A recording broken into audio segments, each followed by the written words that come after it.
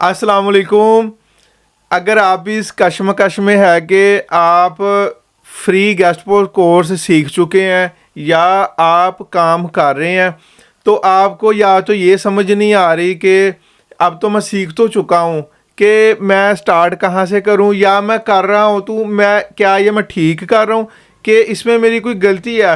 ये सब कुछ जानने के लिए आप स्टार्ट से एंड तक ये वीडियो ज़रूर देखें। इंशाल्लाह ताला आपको वो मुकम्मल गाइडलाइन मिलेगी जिससे आप, अगर तो कुछ भी आपके दिल में है कि मैं ठीक कर रहा हूँ कि मैं गलत कर रहा हूँ या मैं सीख चुका हूँ, मैं स्टार्ट कहाँ से लूँ, तो इंशाल्लाह ताला आपकी ये सारी परेशानी हल हो जाएगी। आप अपनी मंजिल की तरफ चल पड़ेंगे।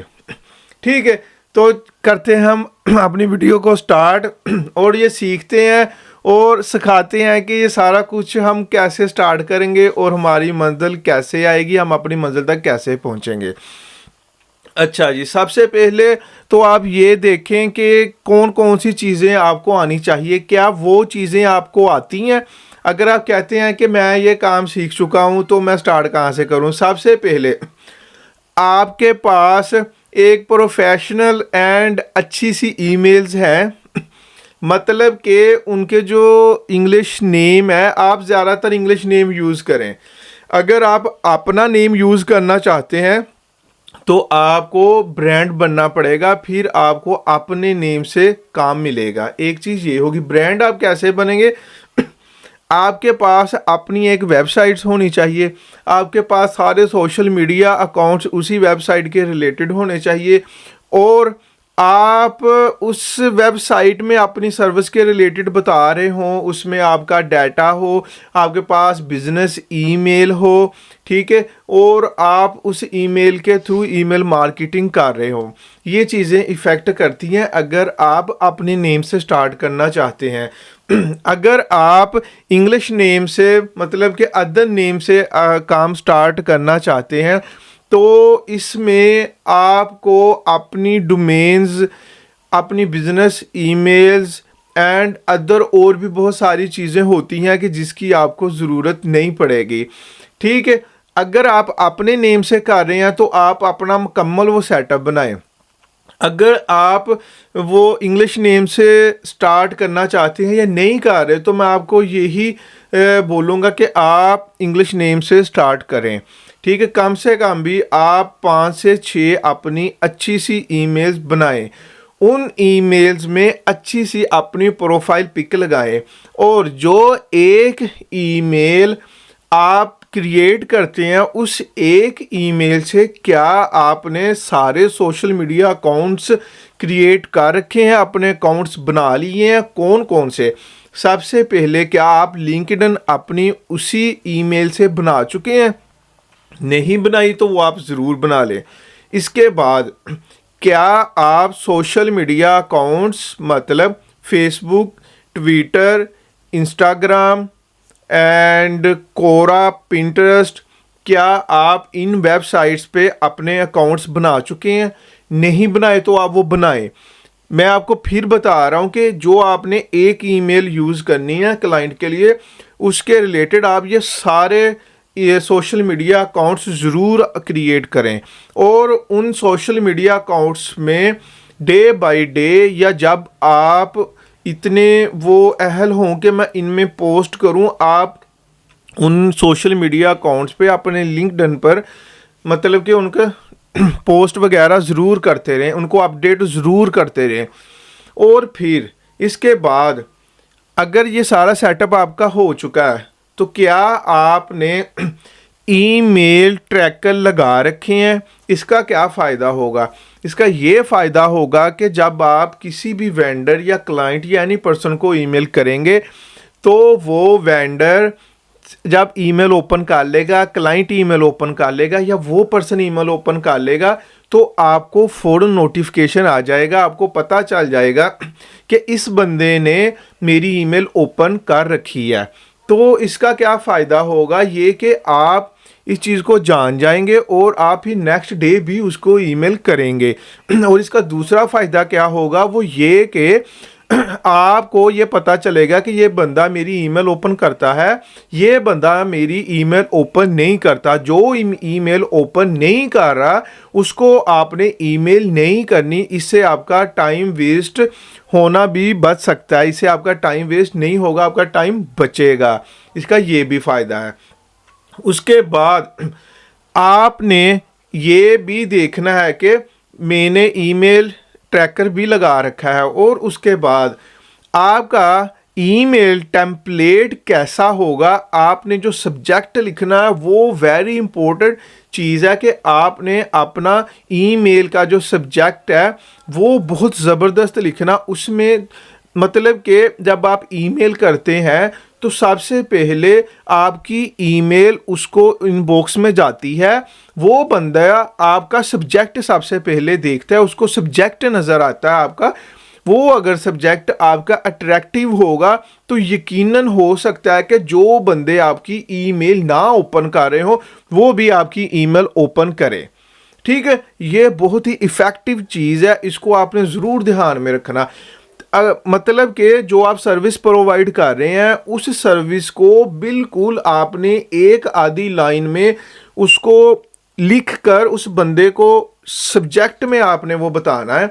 मतलब कि अगर आप गेस्ट पोस्टिंग दे रहे हैं तो आप सब्जेक्ट में ये लिखेंगे, I offering high quality do follow on high quality websites. इस तरह भी आप कर सकते हैं, I provide quality do follow back links on fashion websites. अगर तो वो फैशन का क्लाइंट है तो उसको आप सब्जेक्ट में भी ये चीज़ लिख दें। ठीक है, अगर वो मतलब कि ट्रैवल का उसको आप सब्जेक्ट में भी लिखें कि मैं ट्रैवल पर do follow back links provide कर रहा हूँ, तो ये आपके लिए बहुत बेनिफिशियरी हो सकता है। इस तरह करके मतलब कि मैं आपको जस्ट एक एग्जाम्पल्स दे रहा हूँ, उन एग्जाम्पल्स को समझ के आप अपनी निच के रिलेटेड सब्जेक्ट लिखें और उसको अच्छा सा बना के सेंड करें। उसके बाद आता है आपने अपना टेम्पलेट कैसे सेट करना है, उसमें कौन सी चीज़ें होनी चाहिए। मिसाल के तौर पर अगर आप गेस्ट पोस्टिंग की सर्विस दे रहे हैं तो आप इतना बड़ा टेम्पलेट, इतना बड़ा ड्राफ्ट लिखने की आपको ज़रूरत नहीं है। वो जस्ट आप मैक्सिमम 4 से 5 लाइन में वो सारा कुछ बयान करने की कोशिश करें जो आप कर रहे हैं। और एक अल्फाज को बार बार आपने इस्तेमाल नहीं करना है, इसके दो बड़े नुकसान हो सकते हैं। सबसे पहला, आपका टेम्पलेट बहुत बड़ा हो जाएगा ईमेल टेम्पलेट, तो उससे वो जब कोई भी बंदा रीड करता है वो समझता पता नहीं क्या है इतना बड़ा, तो वो छोड़ सकता है। जितना छोटा होगा वो उतनी जल्दी रीड कर पाएगा और उतनी जल्दी आपको जवाब मिलने के चांस हो सकते हैं।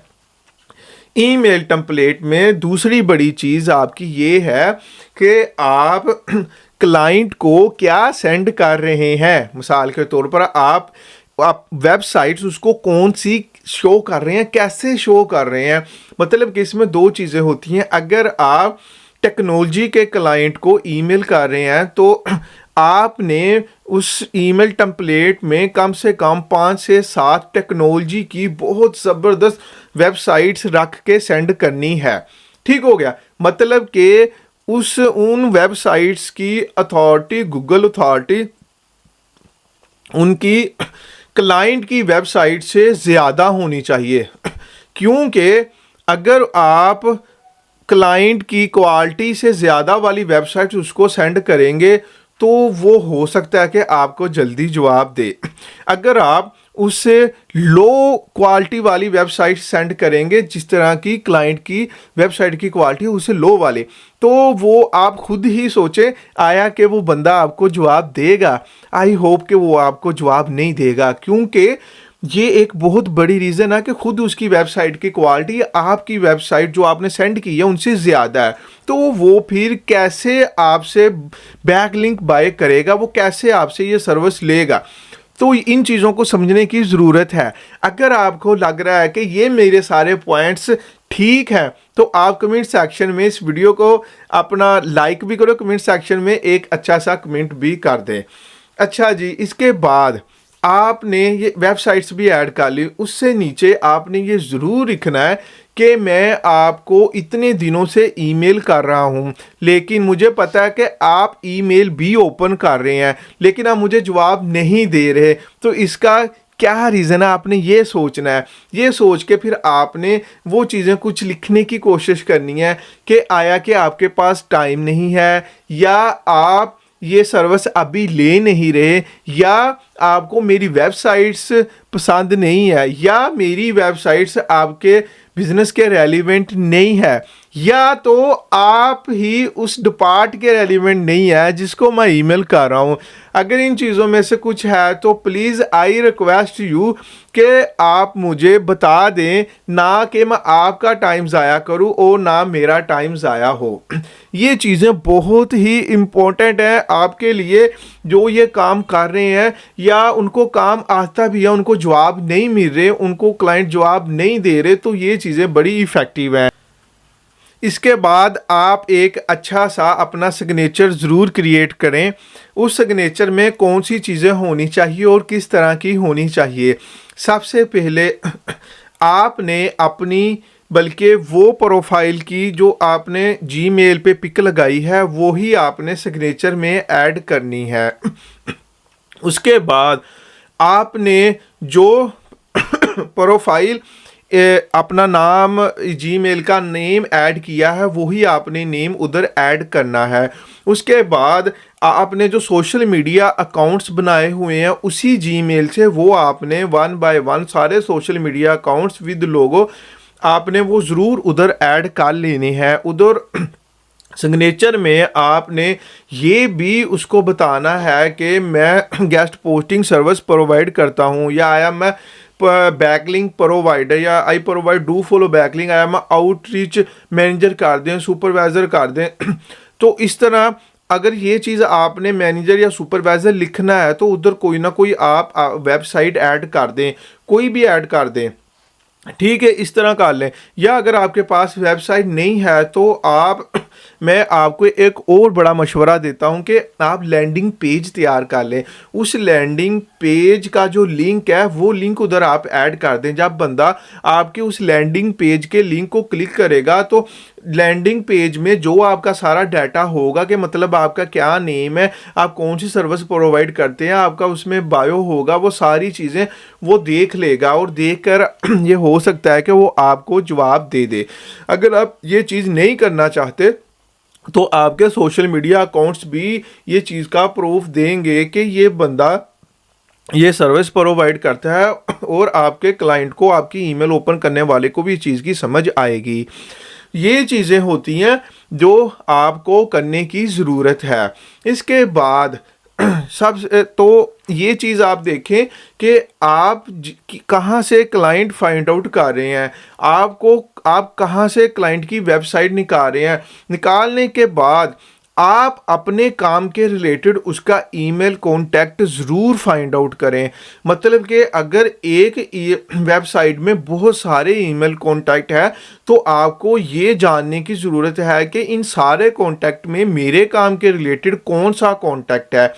अगर तो उसमें info@ या कॉन्टैक्ट वाला हो, या कोई नेम लिखे हो, तो अगर आपको नहीं पता चल रहा हो तो आप उसकी, मतलब कि क्लाइंट की वेबसाइट की लिंक्डइन पर जाएं और उधर से उस कंपनी को सर्च करें। उसके जो एम्प्लॉइज़ हैं, ये लिंक्डइन से सर्च करने का क्या मकसद है कि उधर उन्होंने हर अपने एम्प्लॉइज़ के साथ ये बताया होता है कि ये बंदा इस डेजिनेशन पे काम कर रहा है। वो डेजिनेशन आपको बताएगा कि ये किस डिपार्ट का बंदा है, ये किस डिपार्ट का एम्प्लॉई है, किस डिपार्ट का पर्सन है। तो ये चीज़ें आपको लिंक्डइन भी बता सकता है। इसके अलावा मैंने एक ऐसा टूल बताया हो जिसका नाम है क्लियरबिट। मैंने उस पर वीडियो भी बनाई हुई है। वो जब अगर आप वीडियो देखेंगे वो टूल जीमेल पे जाके काम करेगा। वो टूल आपको बताएगा कि इस कंपनी के कितने एम्प्लॉई और कौन सा एम्प्लॉई किस डिपार्ट का है।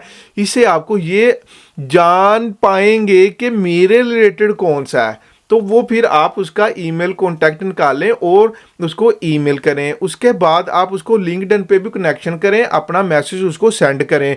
तो जितने ज़्यादा ज़रिए से आप क्लाइंट को इन्फॉर्म करने की कोशिश करेंगे मैं ये सर्विस देता हूँ, हो सकता है वो किसी न किसी वे पे आपको जवाब दे दे। ठीक है, ये चीज़ें आपके लिए जानना बहुत ज़रूरी है। आई होप कि आप इनको करें, इंशाल्लाह ताला आप अपने काम में, आप अपनी मंजिल की तरफ रवां दवा हो जाएंगे। इसके अलावा आपको ये चंद चीज़ें भी देखने की ज़रूरत है कि आपने काम कैसे स्टार्ट करना है।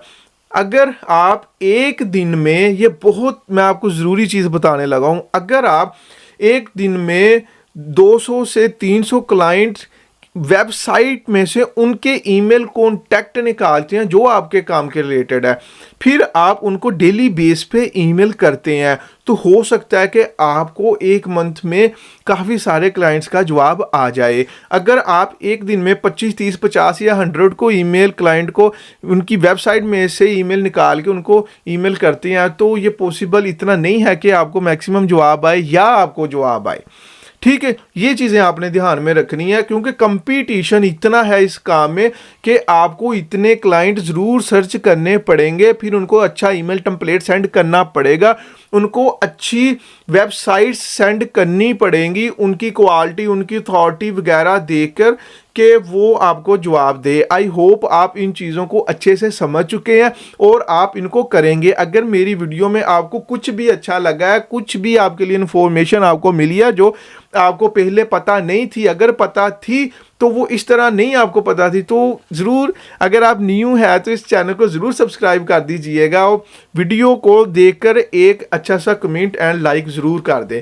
आई होप कि आप सारा कुछ समझ गए। इंशाल्लाह ताला हम मिलते हैं नेक्स्ट वीडियो में। अपना बहुत सारा ख्याल रखिएगा, दुआओं में याद रखिएगा। अल्लाह हाफिज़।